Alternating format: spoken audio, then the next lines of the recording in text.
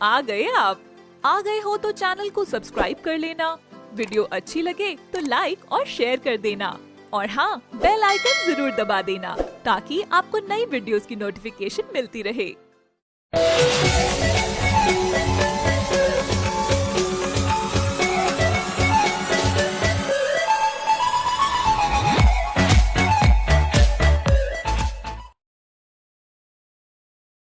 ये कहानी है सीतमगढ़ राज्य की, जहाँ राजा धनराज रहा करते थे। उनकी 3 बेटियां थी और तीनों ही बहुत खुश थी। राजा उन्हें किसी चीज की कमी नहीं होने देते थे। जैसे ही वो कोई चीज मांगती थी, राजा एकदम उनकी आंखों के सामने प्रकट कर देते थे। एक दिन राजा की बेटी शिखा उनसे कहती है, पापा, मुझे पड़ोस वाले गांव के आम के पेड़ पर से आम खाने हैं। मैंने एक बार घूमते हुए उन आम को चखा था और उनका स्वाद मुझे अच्छा लगा, तो मुझे वही आम खाने हैं। ठीक है बेटा, मैं तुम्हारी इस इच्छा को जल्दी पूरा करवाता हूँ और आज ही अपने सिपाही को बोलकर उन आमों को मंगाता हूँ। फिर राजा ने अपनी बेटी के लिए पड़ोसी गांव से आम मंगवा दिया। ऐसे ही राजा उनकी सारी जिद पूरी कर देता था। बस राजा की एक ही आदत थी, वो हमेशा ही अपनी बेटियों से एक सवाल पूछा करते थे।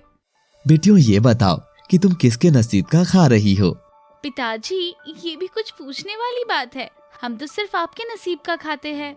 हाँ पिताजी, दीदी बिल्कुल सही बोल रही है, हम आपके नसीब का खाते हैं। तीसरी बेटी कुछ नहीं बोलती तो उसका पिता दोबारा उसे पूछता है, बेटी, तुमने जवाब नहीं दिया, तुम भी बताओ, तुम किसके नसीब का खाती हो? पिताजी, मैं तो आपके नसीब का खाती हूँ। बेटी, तुम अपने नसीब का कैसे खा रही हो? मैं तुम्हें खिला रहा हूँ तो तुम मेरे नसीब का खा रही हो। नहीं पिताजी, नसीब तो हमारा सबका अलग अलग ही है और सब अपने नसीब के ही खाते हैं। अगर मेरा नसीब अच्छा नहीं होता तो क्या मैं आपकी बेटी बनती? राजा कुछ ज्यादा खास जवाब नहीं देते और फिर कुछ समय बाद उनकी बेटियां बड़ी हो जाती है और राजा उनकी शादी करवाने की तैयारी करने लगते हैं। पहली बेटी की शादी राजा एक बड़े राजकुमार से कराते हैं और अपने दामाद से कहते हैं, राजा रमेश, आप हमारी बेटी का अच्छे से ख्याल रखना। हमने इसे बहुत नाजों से पाला है, तो इसकी आंखों में एक भी आंसू नहीं आने चाहिए। जी पिताजी, हम अपनी रानी को कोई दिक्कत नहीं होने देंगे। अब उनकी खुशियों का सारा जिम्मा हमारा है, आप बिल्कुल भी चिंता मत करिए। दूसरी लड़की की शादी भी राजा एक बड़े राजकुमार से करवाते हैं। उनका नाम राजा अभिषेक था। वो उनके बराबर वाले राज्य के राजा थे। फिर राजा उन्हें कहते हैं, राजा अभिषेक, हम अपनी बेटी का हाथ आपके हाथ में सौंप रहे हैं, आप इनका साथ कभी मत छोड़िएगा। ऐसा कभी नहीं होगा पिताश्री, आप निश्चिंत हो जाएं। और तीसरी लड़की की राजा एक गरीब लड़के से शादी करवाते हैं, जिसके 2 भैंस थी और बकरियां थी और एक कमरे का मकान था। राजा अपनी छोटी बेटी की गरीब घर में शादी इसलिए करवाते हैं क्योंकि जब भी राजा उससे पूछते थे किसके नसीब का खाती है, तो हमेशा ही उसने कहा अपने नसीब का। इस वजह से राजा ने उनकी छोटे घर में शादी करा दी। उसका नाम सागर था। फिर राजा उन्हें कहते हैं, मैंने अपनी 2 लड़की की शादी बड़े घर में करवाई है, लेकिन अपनी छोटी लड़की की तुम्हारे से करवाई है, क्योंकि इसने मुझे हमेशा से ही यही बोला कि वो अपने नसीब का खाती है। मैं भी देखना चाहता हूँ कि इसका नसीब कैसा है आखिर। आप चिंता ना करें पापा, मैं राजकुमारी का हमेशा ख्याल रखूंगा। तीनों बेटी की शादी हो जाती है। 2 बेटी तो खूब मजे से रह रही होती है, पर तीसरी बेटी को बहुत तकलीफ झेलनी पड़ती है। सागर मेहनत तो पूरी करता था, पर कभी कभी ऐसा भी होता था कि उन्हें भूखे पेट ही सोना पड़ता था। राजकुमारी ने कभी भी अपने पति का साथ नहीं छोड़ा और बल्कि हमेशा ही उसे कुछ करने की प्रेरणा देती रहती थी। सुनिए जी, आप एक काम करिए, 2-3 गाय ले आइए और अपना डेयरी का काम शुरू कर दीजिए, इससे हमें मुनाफा होगा।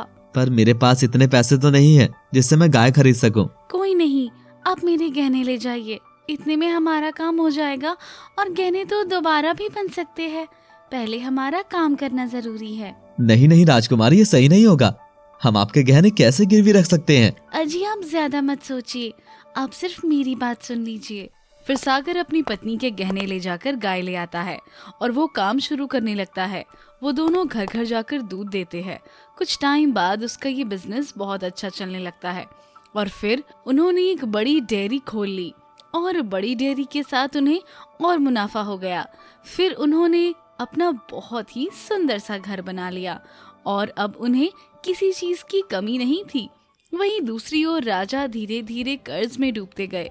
उनकी बेटियों की शादी होने के बाद से राजा पर इतना खर्चा हो गया कि वो चुका नहीं पाए, तो उन्हें अपना महल बेचना पड़ा।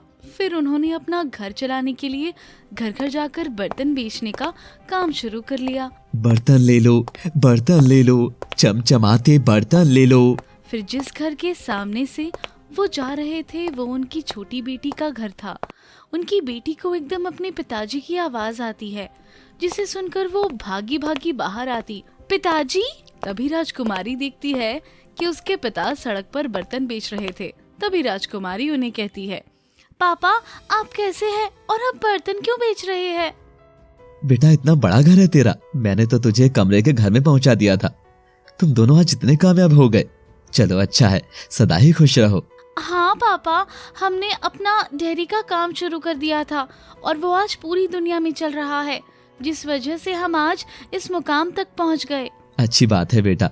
बेटा मुझे बहुत भूख लगी है, कल से मैंने कुछ नहीं खाया। राजकुमारी राजा को 56 भोग कराती है और राजा खाना खाने के बाद कहते हैं, बेटा तूने सही कहा था, सब अपने नसीब का खाते हैं, कोई किसी के नसीब का नहीं खाता। देख जो तेरे नसीब में था आज वो तुझे मिल गया।